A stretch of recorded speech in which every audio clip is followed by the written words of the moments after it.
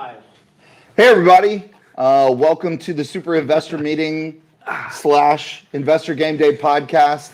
I'm your host, Curtis Warden. I'm joined by the most amazing real estate investor in Houston, probably nationwide, HomeVestors #1 buyer.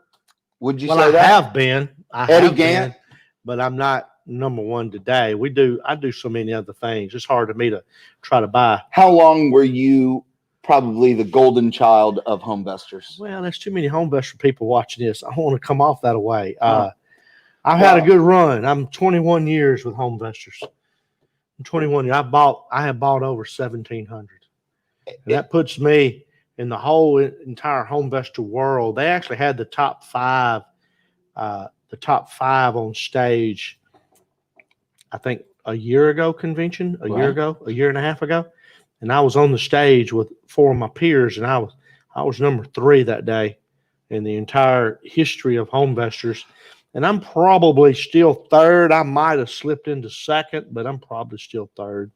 I really don't think it matters when you get into numbers that high, whether you're 1st or 5th. It's a bunch of them. Right. And we talk about this before. I'll actually drive down a street, and I'll snatch my head back over my shoulder. Either I've been in that house and made an offer, or I used to own that house, and it happens, and you don't realize it till you're running down the street and you see it. If you took 1,700 dots and threw them across Houston, there's a lot of dots on the map. I bet you've been to a whole lot of Houston's real estate. In tonight's show, the content for the show. So instead of us just talking like we've been doing the last 3 months, tonight we're going to go into an article that I found on Facebook from a place called roadsnacks.net. Yeah. And you sent that to me, and I'm running down I-10. I've been in San Antonio all day. I literally sat down in this chair just a few minutes ago, and I just got off the road from San Antonio for the day, and you sent that to me. And I glanced at it running down I-10 doing 80, but I really hadn't studied or looked at it. So you're gonna have to work me through it just a little bit. But fine. I glanced over it. I thought that this was interesting because it's telling you what they think the 10 worst neighborhoods in Houston for 2020 are. Yeah. For me, these are probably the 10 best places to go and start putting my money. Well, that's a great point, Curtis, because I glanced over it running that, and I'm going like, this don't make sense. No, it doesn't make sense at all. Because I don't know the author. He may be the smartest man or woman in the world. I don't know. But my cursory review over that, it didn't seem to make a whole lot of sense. Well, when you spell Pasadena, Pasadina, then we know we got problems. Well, the correct spelling of Pasadena is PASAGETDOWNDENA. Wow. Get down, Dina. Get down, Dina. They have number 10. The number 10 one is the most craziest to me. Spring Branch. Yes. There's been a lot of our peers, and I've done deals in Spring Branch, but I've never focused on Spring Branch. We've had a lot of our peers make a whole bunch of money in Spring Branch and still doing it today. Right. So I don't know what the criteria was when the 10 best places or 10 worst places to buy. I don't know if he's talking about. I don't think he said 10 worst places to buy. What's he say? He's saying that in his view, he or she, whoever wrote this article. But if you're following on Facebook, feel free to ask any questions. What we would like to know from the audience. First of all, we want to appreciate everyone listening. We want to appreciate the sponsors on tonight's show. We've got Quest Trust that's going to be joining us, and then we have Fast Track that's going to be joining us in the show tonight. Last show we had over 100 questions. We try to get to as many questions as we can. up to 12,000 views, if I remember right. From Yeah, the last and show, this, 12,000, not during the show live, but 12,000 for the month. and this should be a better show because Richard Drake's not in here with Renter's Warehouse. Yeah. Richard went down with an injury. He was trying to change Yeah. a light bulb in the bathroom, slipped and fell off the toilet, and he's hurt his neck. He's laid up in his house. That's when he came up with the idea for the flux capacitor. That is. He's trying to go back. He's trying to, What? That's how it went in the show Back to the Future. He was hanging a picture and he slipped off the toilet, hit his head, came up with the idea for the flux capacitor. If Rich had a time machine, he would accidentally request the time machine to go back to 2020 almost every time. I guarantee you. Yeah, something. But we miss him. I mean, he's a big part of this, and I see has him a every lot day. of, you know. I mean, my back's going to start hurting a little bit trying to carry this load. I'm going to need some Doan's pills or something in here. Here we go. Trying Here we to carry go. the load tonight, you know. Here we go. Well, I'll good thing you have big shoulders. Well, I got big shoulders, big stomach. Well, you were pointing at Big he head. was pointing at his chest. So, okay. Well, All right, what we want to talk? We want to talk about that article. You want to go different direction? It's up to you. You're the host. No, I want to talk about this. But I want you to give everybody the numbers for HAR for this past July. For the past July. Well, let's debrief I got these numbers. June and July. Oh, that's good. Let's do it. In June, 80, I think somewhere around 80, 85, 8,600 houses sold in June, and that was a big rebound coming off of April and May, and actually May was pretty good. April wasn't any good, but for the first time in the history of Houston, the first time ever in the history of Houston, statistics, over 10,000 houses sold in the month, single family houses sold in the month of July. It's never happened before. And that is primarily because we had some backlog. No. Impendings that didn't close. No, your June was big. Your May was pretty good. It was April was the one that March and April were down. Okay. June went up, July just blew it. May went up, June went up, and July blew it out. No, that's not it. It is, you can speculate on a lot of reasons. I'm gonna give you a couple. Good. The most obvious one is interest rates. Ooh. I mean, people are closing these loans 2.75, 2.85, 2.9. They're under 3 on a lot of these loans. They're under 2.5 on refis. We've never seen that. I mean, hell, most of my stuff is financed, 4.5 to 6.5, and hell, we were happy to get it and loved it. Now you're sub 3s on some of this stuff. So I'm gonna say that's number one, and then not to get psychological and make anybody mad. I'm not going to go political, but this tells me and shows me. And I listened to some radio on the way to San Antonio and back. This shows what I heard on the radio. Not everybody buys in that COVID is a. I'm not giving the Eddie Gant opinion. I'm giving the radio opinion. In this, not everybody buys in that COVID is as bad as they say it is. Not everybody buys into it. Yeah. Okay. I'm hitting stop and go traffic today on Beltway 8, and we didn't see that in March and April and probably May. Now we're stop and go traffic on Beltway 8. People are out. People are going on with their life.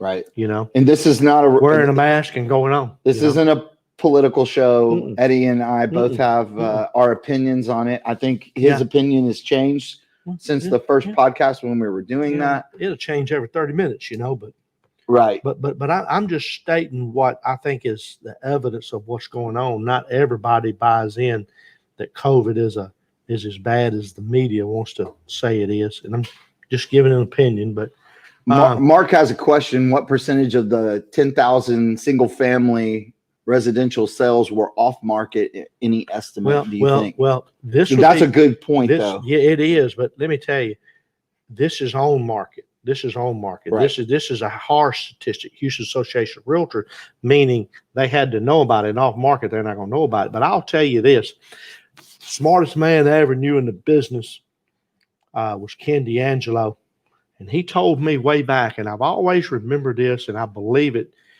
at least some close percent to what he told me 20 years ago was he said that investor deals, off-market investor deals, is 3 to 6% of your entire market. That's what he told me. I don't have a data sheet to back that up, but that's what he told me. So you think there could have probably been 13,000 sales? No. Oh, what it be? That means off market. If he's right, and that means you got 300 to 600 investor sales, 3 to 6%. Oh, okay. I was thinking 30% then.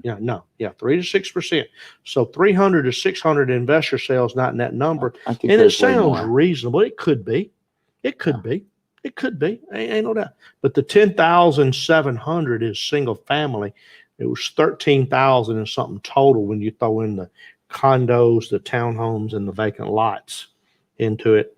But no, these off market would need to be added to this.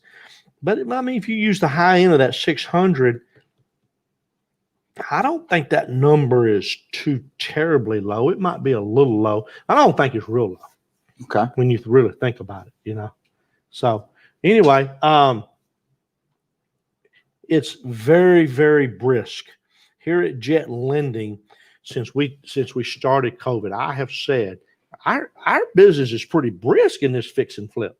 What slowed down for us was the rental market, the financing of rental homes long term, because a lot of those lenders just shut down and now they're coming back to life again. Have been for about 45 days. So, but anyway, did that make sense? What I was saying? Let me give you these numbers if we have time. We do, and we have a question coming up. Just a little while ago, when I came in from San Antonio, I went back here and I printed the article. I'd already read it online, but I printed it, bring it in here, and then I went to my actives on MLS. And just a few minutes ago, there were 20,595. 20,595. COVID Monday, March 9th. Remember, they canceled the Houston Rodeo on March 10th. NCAA baseball and basketball on the 11th. So COVID Monday was March 9th. There were 25,044 houses on the market. I still have it written down on my wall calendar. 25,044. So we're down by 4,500, give or take a little. Mm-hmm. I'd have lost that bet. I've said it here publicly. I'd have lost that bet. I wouldn't have thought it'd go down like this. I think it's interest rates is the main thing, and the place is vibrant around here. I hope it keeps up. We don't know if it will. And you're also doing lending in Dallas and San Antonio? Yes, sir. And Austin? We don't have feet on the ground in Austin out there right now. If anybody's watching, wants to work for Jet Lending in Austin, we may have a position for you. But no, we're getting ready to put feet on the ground in San Antonio. That was one of my reasons for being over there. Not the only reason. It was one of my reasons. We got feet on the ground, Waco, College Station, and Dallas-Fort Worth. Wow. Mm-hmm. What do you think is the fastest growing sub-market, I guess, between Austin, San Antonio, Houston, Dallas? What do you think not those specific areas, but like the little pockets within, you got College Station and Waco. I'm going to say, I'm going to be a little more vague and a little more broad. Okay. I think it's where I see a big growth, things moving, is when we'll give an example of Houston, you get out 40 miles where you're 30 minutes to an hour drive in to the hub. Okay. That's where I'm seeing a major explosion. Ooh. And I think it's going to keep up. And it's kind of that same way in San Antonio and Austin and Dallas. There's so many people working from home now that used to work in the Central Business District or Medical Center or Beltway 8 or somewhere. You need something? Yeah, we're getting ready to add on your daughter. Oh, Lord. Haley with Quest. Look, she's all smiles. Hello. How are y'all tonight? Looks like you've been in the tanning bed. Mm-hmm. I've been at the lake a lot lately. At the lake. I got a nice sunburn this weekend. How's things at Quest? They're going well, staying busy as ever, planning a lot of events right now. We're expanding into some new office space, got a lot of new hires right now. So yeah, things are staying very busy for us, especially this past month or two. I'm still opening new accounts. Yes. Y'all I'm not have a personally COVID opening up special? accounts. Y'all got a COVID special? We got a do, COVID yeah. special? So we're waiving account opening fees right now through the end of the month. I don't open up as many accounts anymore since I'm kind of focusing more on the marketing side of things these days. But some announcements for you guys tonight is we are waiving our account opening fees through the end of the month. And if you're familiar with us, you probably have heard us been saying that for a while. Nathan is officially cutting back all promotions at the end of this month. So if you've been thinking about opening up an IRA, I would definitely recommend doing it before August 31st. Otherwise, we are going to definitely charge you that account opening fee and not give you any promotions. So fair warning there. We also have several educational events. I will post those in the comments once I get back over to Facebook. But we do free classes every single week. Eddie will actually be joining us at the end of this month on August 29th to talk about rentals versus owner financing. So that's a really popular topic there. And we have a really big event coming up on November 13th and 14th, which actually happens to be Eddie's birthday.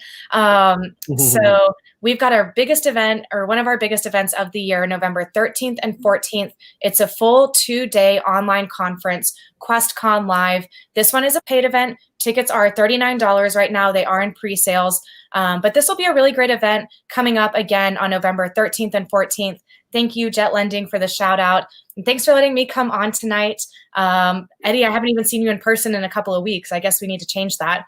Do you call him Eddie? I do. Oh my gosh. It seems more professional, I feel like. I am not ready for my daughter to call me Curtis. Mainly, she calls me boss. Oh. No, Depending on the day. Professionally, I'd rather spank her behind if she does it in the house. So yeah, but all right. Well, touch just a little bit more about this event coming up. I know y'all invited me to speak, and I'm going to cover the pros and cons of comparison of owner finance versus rentals. I've done that for y'all before. It's a good presentation.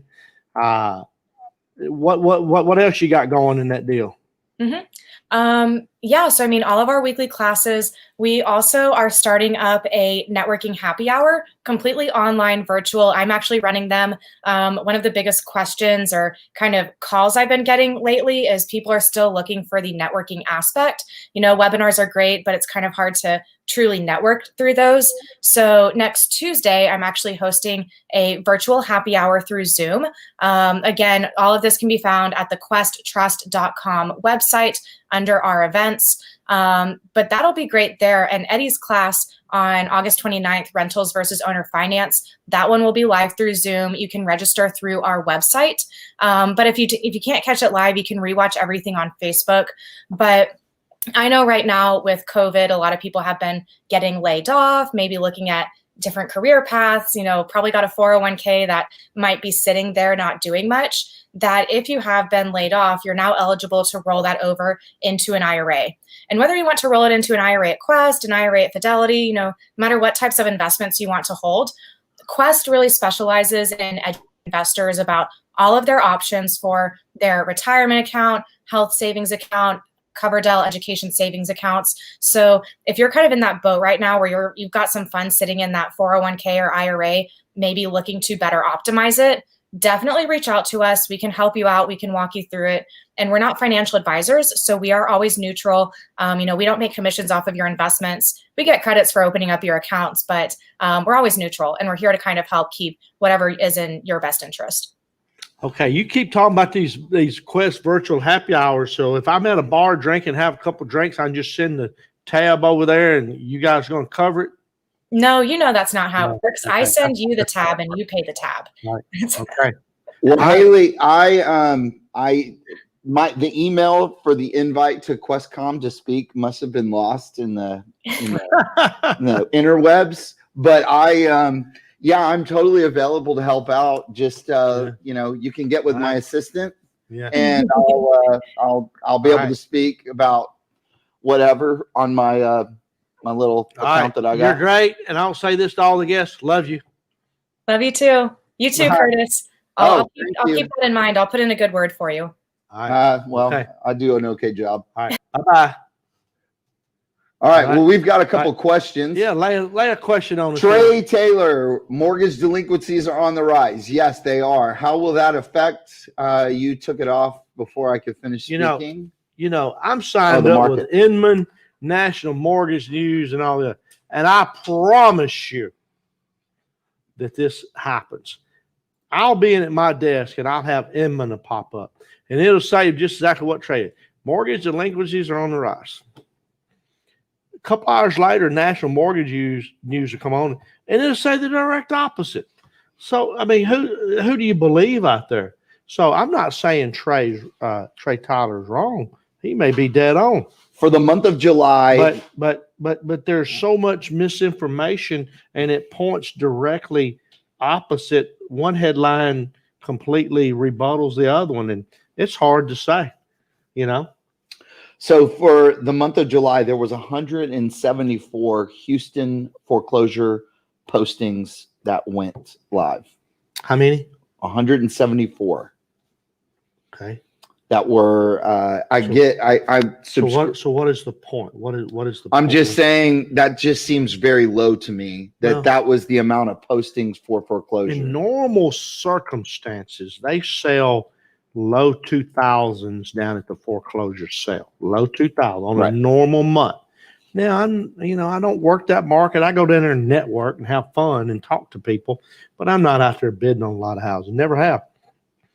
So I will say to Trey's question, if mortgage delinquencies do continue to rise and foreclosures grow and it floods the market, then it's going to slow things down. I mean, there's no other way to say it. Right.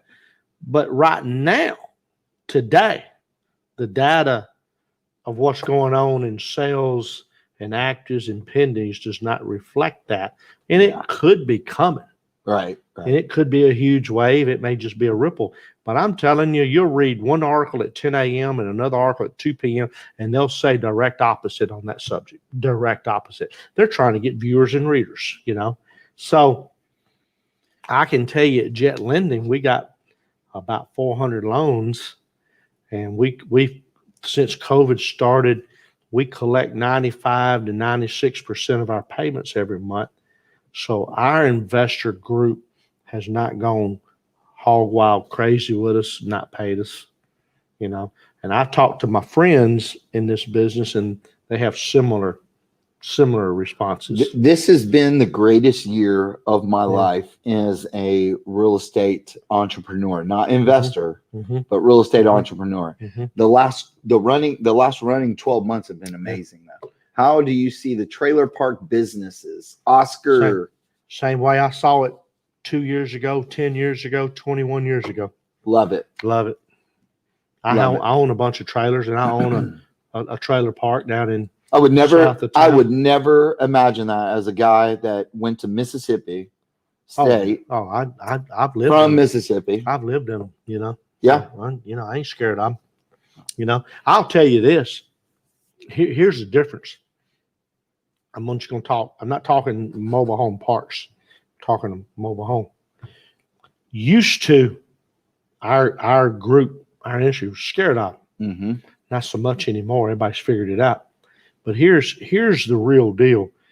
If you go out to look at a mobile home, and it's built certainly the year 2000 or later, and I say there's an argument for in the mid 90s and later, and it is real property and attached to the dirt, man, it ain't any difference in comping it out in value than it is single family stick and brick. I'm telling you. Is it kind of like buying a house in the Heights on Pier and Bean? Well, the Heights is the Heights. I mean, you're not going. Well, no, but I'm just saying, is it it's basically, I've seen them move a house. What I'll tell you is this: if you get a chance to buy, I'm just going to give an example, a double wide built in 2004, that's real property attached to the dirt. Yeah. Don't treat it any differently than a single family house. Now, the ones that don't have any value, in my opinion, are the old single wides. and they're old and they're beat up and rust, there's not a lot of value in that. Maybe value in the dirt under it. Right.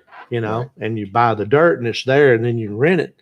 But, that's the way I approach it, right or wrong. I mean, there'd be people out there that say I'm dumb as a whatever, but, I don't think so. I don't know, man. I think that you had your teeth kicked in enough to know what you think would be a good gut feeling on. Well, you just evolve, I got battle scars.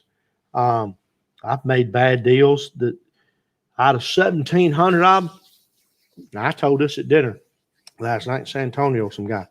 I bought over 1,700 and I probably lost some money on 20 or 25. At one time it was zero. It's not zero anymore. 20, 25. Well, you know what? That means I broke even or made money on the others. And I'll probably take those. Right. I'll take those numbers. I would like those odds on the Texas lottery. I'll take those odds. You got another question? Lewis, I've been researching. I guess a license is required for being a lender. I'm working with one now, and he said brokers do not need the license. I don't really know what he's talking about. Well, I think he's talking. Well, he says lenders. He's half correct. He's not 100% correct on that. If you're providing lending for owner occupants to buy the property and live in, and you're doing that as a business, you got to be licensed. If you're providing lending like Jet Lending does, and we do zero loans for owner occupant buyers, they're going to buy it and live in it. That's an owner occupant. It's their homestead. But we don't do that. We provide loans to three people. The investor flipper, buy, fix, and sell guy. The investor landlord going to buy it and rent it and hold it. And the commercial investor. None of those three that I just said is an owner occupant buyer going to homestead the house. We are not required to be licensed to do that. And neither is any of my friends that's in the business that compete with us. And I'm friends with most of the Houston guys. Yeah. And you used to teach a course about owner financing. Yeah. And I learned all about the Dodd-Frank and the Reg X and the Reg Z. Yeah. Now, so let's touch on that, because I really didn't. Remember, I said if you're providing lending as a business to do that. Mm-hmm. Now, if you're an individual and going to sell a house owner finance to an owner occupant, and this is a very much disputed law, and has been for a few years, but I'll just put it in a box. There's an argument of how many of those you can do per year. It's not per calendar year, it's per rolling 12 months. How many of those you can do? The rule was 5. Well, some people will tell you 4. Okay. But it don't. Okay, it's 4 or 5. Okay. There's not an argument lower than that, and there's not an argument higher than that. But if you're going to do 10 in a rolling 12, you either need to be licensed or you need to go procure the services of an RMLO. That is correct. RMLO licensee to do all the paperwork, do all the quoting of the figures, and do the work for you. Okay. If you're going to do less than that, if you're going to do 3 per rolling 12 months, I like to say it's the Wild West show to a certain extent. There's not a lot of rules you have to follow. You can't commit fraud and you can't commit usury. And other than that, there's not a whole lot of rules you have to follow. Once you step over into the big boy league, which unfortunately is either 4 or 5, that puts you in the big boy league, you're like Chase Bank. Right. You got to document this file, like you're a business. This is good information. Okay, so we have. I don't know how we ventured. Oh, we had a question. That's how we ventured off into that. Yeah, we did. And then when we come back, we will. Let's hit on the top 10 worst neighborhoods. Yeah, let's do it. Because it's crazy. It is crazy. All right, we're joined by Andrew from Fast Track.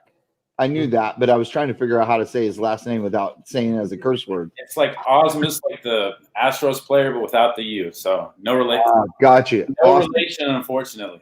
Gotcha. Hey, Andrew, how you doing? I'm doing good. How you guys doing? Great. I'm glad to have you. We do a little bit of business with Fast Track. Tell us about Fast Track for the folks that don't know you guys like I know you. So yeah, you know us pretty well. We're a general contracting company. We've been in business here in Houston for several years. I just got hired on as an estimator a few months ago, and I got aware of Fast Track because they actually did a few projects of mine that you guys lent on, and then Fast Track did the remodeling for. They did a great job, and I became good friends with Elijah and Jeff Perry, two of the owners of the company. But as a group, they've done 1,400 houses. We're investor friendly in the sense that we keep the budget in mind with what we do, and we stick to our name in the sense that we try and do our projects really quickly and provide a good service for the clients that we work with. And then with you guys, we have a good program where there's a no draw type situation where if somebody's an investor but they're also working a full-time job, they don't have to come and write a draw report every phase of the way. Fast Track and Jet Lending work together.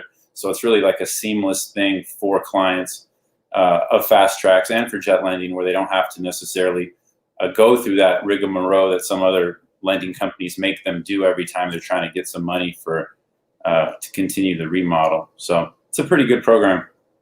Andrew, as a investor and an estimator for Fast Track, for people who haven't done their first one, or they are not as seasoned as maybe Eddie is, what would you say the biggest like lesson that you wish that they would know would be?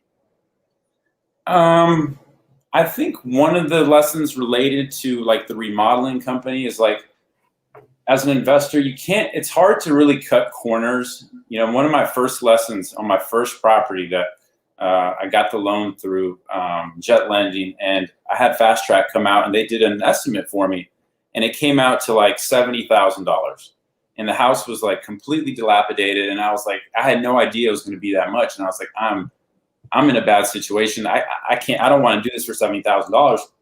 But they gave me the estimate, and I went out and tried to shop it to like a mom and pop GC who was like not established, not in the books, didn't really have a history. And he's like, I can do it for 40. And I was like, great. You know, this guy is staying here. And then like halfway through, I was like, okay, I need to contact an attorney because this is not going right. I mean, it really was a situation where, I mean, I almost got attorneys involved. I had to like write a letter. Like, I mean, I had all my documentation prepared to go to that type of thing. So I think as for investors, I'd say you get what you pay for, you know, and sometimes it's really good to go with an established company that has a good reputation. And if you're trying to shop out for like a GC that's unknown, you know, kind of tread carefully, you know. I have a phrase: quality costs less. Yeah. You might pay more for it, but quality costs a whole lot less than doing it twice. Absolutely. It's a good one. Well, the one thing I can really say about Fast Track, and I've known these guys for a long time, it's not just anybody we would partner with to do what we categorize or call our no draw loan. And what that really means is Jet Lending with the client's approval is going to pay Fast Track direct out of the repairs. You know, you don't have to jack with it. We're going to pay them. And Fast Track's comfortable with us because they know they're going to get their money. But I got to tell you, I don't think I've ever heard a quality or a integrity complaint on Fast Track remodeling ever. And think about that. Yeah, it's a remodeling company, a contractor. You can't say that about many companies. And that's the number one issue people have with contracting is that. And I didn't say they don't get what they're expecting. I didn't say I've only got a few. I'm saying I don't think I've ever gotten one. Right. I really don't. I don't think I've ever gotten one. And all of the networking meetings I've never heard one negative thing about Fast Track. Yeah. Not regarding integrity or not doing good workmanship. And that speaks to like the values of the owners. You guys know Jeff and Elijah. I'm sure at this point you've met with them and stuff like that. They're value-driven people, and I think that kind of speaks for the company from like the top down. That's right. Hey, buddy, we appreciate you joining us. We started our little program here. Hopefully, we're going to be back in person soon. It's driving me crazy not to be, but we're going to have a couple of vendors on every meeting now just to re-engage and let you guys re-engage with our audience. And glad to have you. Thanks. Appreciate it. You guys have a good one. You Okay, too. thank you, Andrew. Before I go, anybody who's watching who wants an estimate, you guys can feel free to reach out to me. We do some same day estimates. So I'll put my number there on the Facebook. So We actually have included your name, the website address, and your phone number, but put your personal cell phone if you would like as well. Okay, great. We'll do. Thank you, guys. Yes, sir. Thank you, Andrew. Okay. All right, let's have a question or two, Mr. Alex, if you got one for us. If you could pick one method of investing in today's market, would you choose fix and flip, buy and hold, or new construction? Okay. You want me to take that? You can do what this is your I'm show, gonna baby. eliminate the third one because I don't play in the new construction game. So I'm on for me, that's he's asking the questions. I'm gonna say, well, that's not me. It may be for you, but it's not for me. So fix and flip, buy and hold. Fix and flip, buy and hold. I'm gonna give you a couple golden rules, and there's no right answer to that. Remember this: you flip for cash, you hold for wealth. I would say the difference is you make your money when you buy, you get your money when you sell, or if you're buying and holding, you make your money when you rent. Like 30 days later, you start getting a little bit back. But and I don't disagree with any of that. Flip for cash, hold for wealth. Yeah, 100%. That's my rule. Now I'll expand on that just a little bit. If you don't have any cash reserves, then you need to fix and flip and build your cash reserves. I don't recommend anybody start holding rental property. Stop that. I don't recommend anybody buy rental property and start holding it unless you got cash reserves. You just need a cushion. It's not a perfect world. Yeah. Bad things are going to happen. You do. You need a cushion.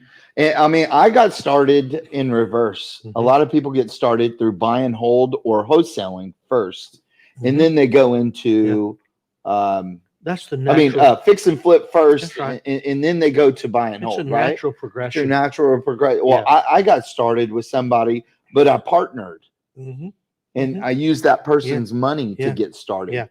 Well, when I say buy and hold for wealth, and we've talked this many times, we may have new people, so let's cover it. You mentioned the rental, I'll call it cash flow, monthly cash flow. You get to deduct your cost basis in the property from your taxes on a rental property over 27.5 years. So call it 3%. Okay. So far we got cash flow deduction on your taxes. If you carry debt, you're paying the debt off monthly. And your last money coming in is your appreciation. And you know the answer to this. Which one puts the most money in your pocket? Cash flow. No. Wait, I didn't hear what you said. Which one puts the most money in your pocket? About? Like what are the options again? All right. Cash flow, mortgage pay down, tax deduction, appreciation. Which one puts the most money in your pocket? I don't know. It's appreciation. For me, it was. It's I was going to say, appreciation. for me, it's been appreciation. And it's appreciation. And with a 50-cent calculator and a piece of paper and a pencil, I can prove it to you in about 30 seconds. It's not even close. So I'm a walking case study. I probably topped out at, I don't know, 160 doors, 165 houses. I don't know. Somewhere in that range. We're down because we sold some. We're down to about probably 115, 120. I don't know the number. But we sell them all from time to time, recapitalize and do something with the money. We either put it in jet and loan it out, or I go build another chicken restaurant or something. We do something with it. I'm a walking case study of houses that I have owned for 15 years that we couldn't freaking give away for what we owed on them 15 years ago, and especially 11 years ago in 2009. Okay. And now these houses are worth so much more than what we owe on them. It's a really wonderful feeling. It truly is. And we got there through appreciation, number one, and mortgage pay down, number two, or debt. I call debt pay down, but that's where you make your money in these rental properties. And that leads into what this article is all about, which is the 10 worst neighborhoods to, I guess, to live in is what they're saying. Yeah, it was very vague article. So here is the first area. They're calling this the far north, which is the greater Greens Point, Aldine. It's almost close to where we're at, right up here. Yeah. What do you think about this area? I have bought a ton of hot properties, and you mentioned Greens Point and that area. It's 77026 is the zip code. That's how well I know it. That's 77026. It's right here, just south of us. Last year, this ranked the number 2 worst. I bet I bought 50 in there over the years in 77026, and it's wonderful. Right. Well, the median for real estate investors. Let me give you some numbers, and you tell me, as a buy and hold person. This is the worst. This is the worst. This is the worst. Yeah. Let me tell you, as the worst, it's saying the median value is $53,000, $52,586. They're saying that that's the worst, and they're saying that the average income is $30,000. I'm thinking cash flow. I'd put all my money in there if I had less than $100,000. I don't know if that $30,000 number is right or not on income. It may be. I don't know. Don't care. Okay. But I'll tell you that $55,000 number, that's got to be a skewed number. That number ain't right. I don't know where the data's coming from, but I'll just put my 2 cents worth in, because I'm in and out of that area for 20 years. Median value is higher than that today. And just tell you flat out like it is. This is interesting. Number 2 is Northeast Houston.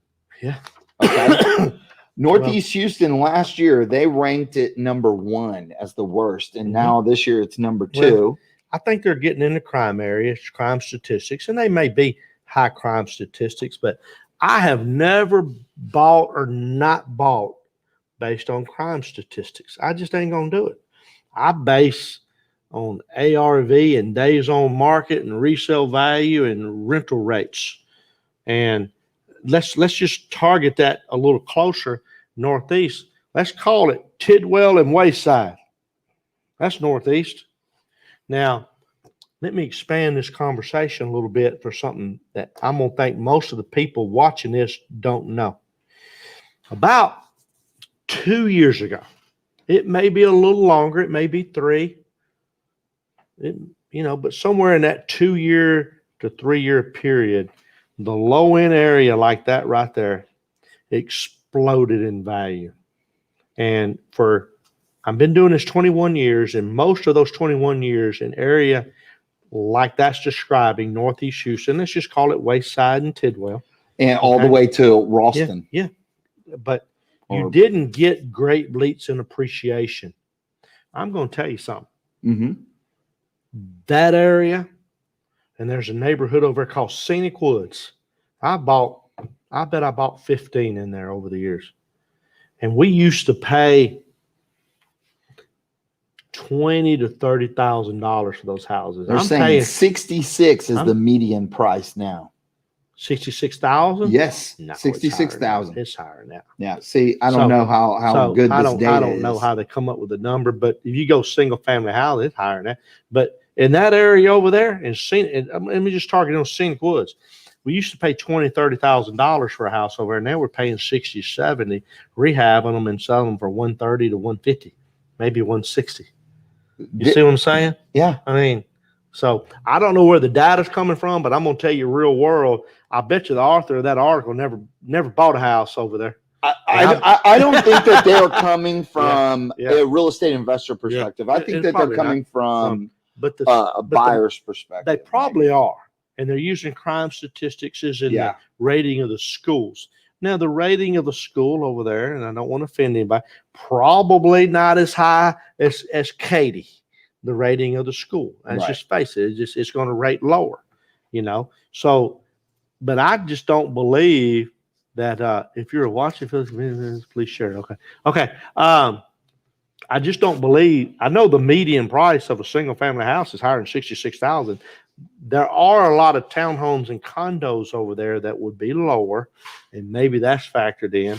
But for single family housing, I'll bet every dollar I got the median value is higher than 66,000. And I mean, I know it that well. Okay. So, Anyway, what do you? what we They've got. how's the how's the market for square footage over? No, single family homes over 250. I'm thinking SF. I thought single. See, when somebody says single family, I go SFR, single family resident. SF to me means square footage. For single family greater than 250, well, let me tell you, 250 is a little bit. I got to change the question because 250, you can't say how is it above 250. Okay. I mean, because that's too low. You got to say how is it? Honestly, a little higher. How is it above 500? You know, you normally break them down into 500 to 750 or 500 to a mil, then over a mil. If you'd asked me that question a couple of months ago, I'm gonna tell you it's slow. It ain't slow right now. It ain't slow. The over a million and the over 500 has kicked up, except for Harvey floods. Those are still slow. Memorial is slow. Meyerland is slow. In those areas back over there, if they flooded in Harvey and those price range. Now, I changed her question up. She said over he or she, I don't know if it's he or she, said 250, but that's not a good break point. You got to go up. You know, you'll say, how is it above 500? How is it above a million? It's slow if they Harvey floods. You agree with me or disagree with me? I haven't bought a Harvey flood, and I don't look at the market like that. I look at the market based on, like, I love looking at stuff like this. I love this. Yeah. And we're gonna go back to you. We ain't forgot about you here, but I'm just addressing the question. But above 250, 250 is less than the median right now. The median price in Houston on this, I can look it up, but it's 270-ish, and July was a record high in Houston for median and average. Record high ever forever in the history of the data, so the 250 is a little less than median. So, you know, you got to break that down a little more. You got to take that number up to really get a definitive break. You know, so. Oh, this is a good question. What needs to happen for rent appreciation to keep pace with property appreciation? Oh, he ain't going to like the answer. I'm going to tell you what it is. Interest rates go up and people can't buy anymore. And that ain't good news. Man, I'm dead on with that answer. And I don't want to be a know-it-all, but I mean, I know the answer to that one. Right. You know? Well, I mean, it ain't going to happen as long as people can buy and want to buy. When people stop buying, that's when rents go up. You do know a lot. You know, so I go to you for a lot of my questions. Next one. Well, I'm going to skip one. It's saying, oh, you know what? I won't skip it. Southeast is number 3. You love the Southeast. Yeah, it's too vague, you know. Yeah, it's a vague. I mean, the number 4 was a good one to chomp your teeth into. Hold on, go back to Southeast. I mean, you got Navigation Canal. That's Southeast. Nope. Navigation and Canal is East End. Oh, okay. That's okay. Well, I'm thinking it's still Southeast to me. But Southeast, I mean, you got some good areas. Is you got your some not as good areas. What's your street that y'all love that's over in the over on 45 that always floods? Edgewood. No, not Edgewood. It's like a street like Scarsdale or Boulevard or Sagemont. Oh, Sagemont. Sagemont. Most resilient neighborhood in the history of Doesn't matter if it floods or not. It's going to sell. People keep on buying in there. Most resilient ever. You got Sagemont on this end and Meyerland and Fleetwood and, you know, Barker's Landing and all this. So different on the though. Other end, you know. Sagemont is like a sponge. It doesn't matter. It'll soak up the water. People flood out of their house. They go right back to it. Hey, let me tell you let me tell you the only man that don't do well in Sagemont's carpet salesman. Because nobody puts carpet in them anymore. They gonna flood. They flood a foot. They just sweep the water out, you know. And go, you know, plug the blender in. Let's go. I mean, what do you think about East End? You know, I'm gonna tell you. It is the area of Houston that I am least knowledgeable. Okay. I know Galveston better than that area. I know Memorial better than that area. It's the area that I have never bought a lot. I bought some, but I've never bought a lot. And I've not kept up because it exploded and I didn't own anything in there. Right. I love it. navigate. We do loans in there with Jet Lending. We do a lot of loans in there. Okay, well, And that's a good point. And they move. Yeah. And our investors, our client loves them. It's a crazy area. You go one block, I mean, let me give you an example. You go to Katy. You can pull a half-mile radius, a half a mile circle around the house, and most likely you're not going to change a lot. Okay, unless you cross I-10 or something, You go over there, man, your comps are changing 300 yards. Yes. Block it changes by quick. block, And side of the street versus side of the street. This house will be worth 700, and that one will be worth 200. And man, you can hit it with a 3-wood and a wedge. Right. Seriously. Yeah. Between the yards. So it changes that quick over there. And what that really means to the investor, be careful. Be careful because it changes so fast in there. What I would, if I was listening to the podcast and I hear Eddie say, be careful, what I would be hearing him say is be knowledgeable. Yeah. Really do your due diligence. Like get in there and dive into the numbers. So if you see where one person sold for $750, you need to drive it. You need to look around the area. Yeah. You need to pull sold permits. Yeah. What has been sold over the last 60, 90, 6 months. Yeah. I mean, this is the way that I look because I know what's coming down the pipe based on sold permit history. Yeah. Well, let me give you a tidbit here. You always like it when I give something kind of off that it's a little tidbit of knowledge. I love tidbits. We talk about sales too much. And let me tell you the ratio that I got to looking at a couple of years ago. And I talked about this with my buddies in San Antonio last night. We had a really good dinner over there. And I said, guys, not only do you look at sales to gauge a neighborhood, is you look at the ratio of actives to pendings. And it's a huge indicator of what's going on. Let me give you two direct opposites. Meyerland in Houston. I'm not looking at MLS data right now, but I'll bet you there's more than 40 actives. And I'll bet you if you went back 2 months ago, there's more than 50 actives. And your pendings would be single digits. It'd be less than 10 pendings and 40 actives. What's that mean? They ain't moving. Yeah, it's stagnant. Nobody's buying in there. And then you can go to, another neighborhood and you'll see 10 pendings and 3 actives. What's going on there? It's hot. It's hot and they're moving. I mean, they're going to move and you want to get that deal if you typically get it at that means that there's an HEB nearby. I know you love them HEB. I follow HEB. That's my number one rule. But you'll never go wrong when you follow HEB. There's demand in there. There's demand in there. Think about 288 and how it's changed since HEB went in. Oh yeah. So it used to be a food desert. So my point being, you do look at sales. You have to look at sales, but don't forget about that ratio of actives to pendings. It's a huge indicator. And I hope we're not boring we get a lot of views here throughout a month. We'll have 10, 12,000 views time we do the next one. And we'll have Dallas people, Austin people, San Antonio people. I hope I don't get bored of talking about Houston neighborhoods, but it's the mindset. Take this information back to and Austin. Put it in your neighborhood. We talked about Edo.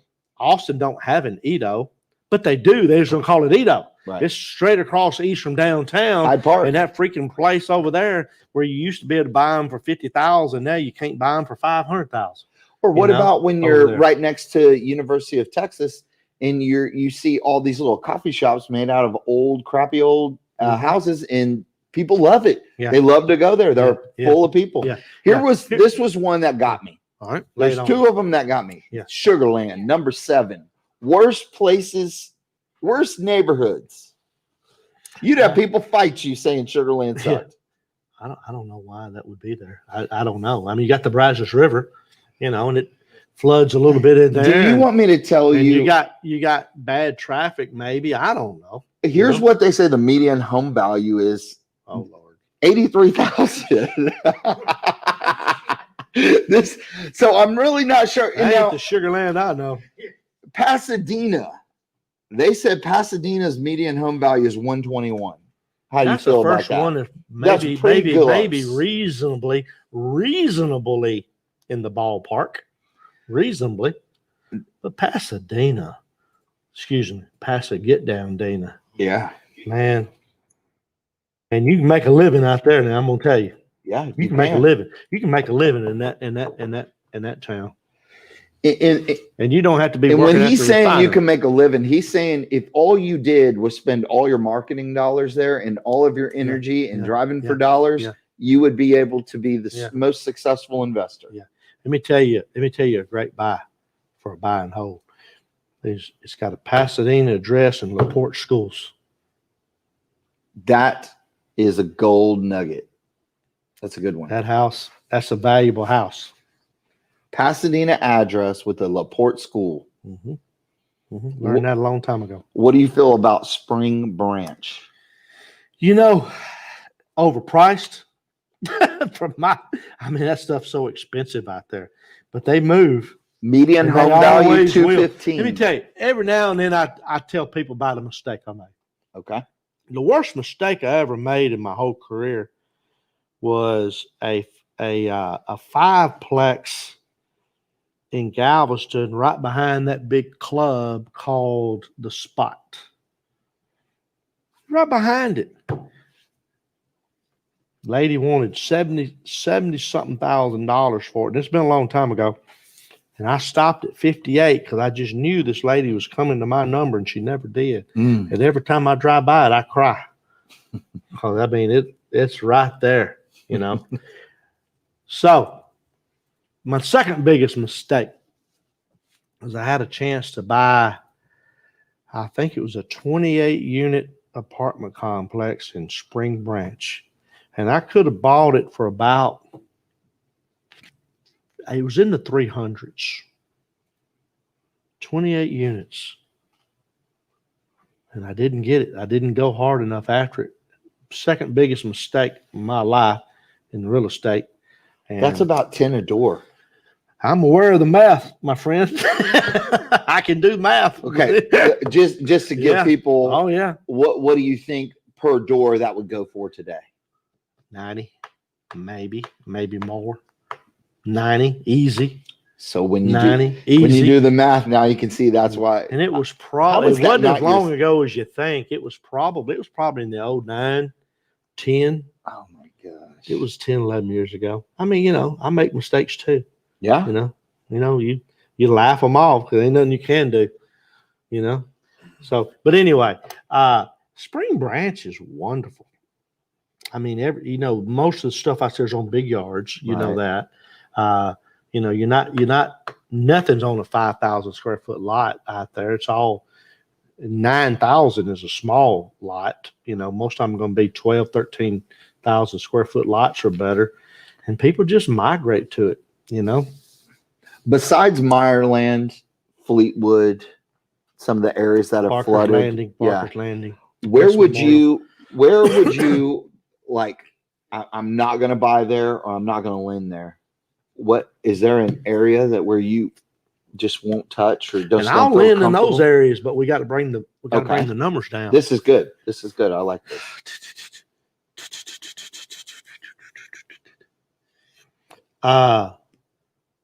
There's almost no place I won't buy at the right price or lend at the right number. But the areas that you get very, very, very cautious, besides the ones you mentioned, there are certain parts of Galveston that you still stay very cautious. Really? Where's that? Well, it's a profile. The farther east you go toward town, the more expensive it gets and the more demand. You go west on the island, it's still in the Galveston. You get 56, 57, 60th Street, 70th Street. It's less demand. But here's what happens. So in the 30s, you're good. Well, no, the closer you are to the Strand, I'd say the 20 inside of 30. Okay, inside of 30. But there's pockets everywhere that's good, But here's what happens down there, and this happens all the time. Somebody will bring us a deal, and it looked good on paper, and then you look at the pictures, and there's no driveway. So you got to park on the side street. People will not pay a premium when they have to park in the street. Yeah. And I mean, I argue that with my loan officers because they're wanting, because they want to make the deal. They want to make the commission. And we argue with the client. I said, you cannot tell me that you can get the same amount for this house that has 0 parking and no driveway and no curb cut and no garage, obviously, as all these other comps that have garages and the curbs cut and they got a driveway. So we run into that a lot, you know, and if anybody's watching, maybe that keeps you out of trouble. You have to be careful with that. Yeah, no, that's great advice. People won't pay a premium and park in the street. They're not going to do it. What do you think the discount is? 30%?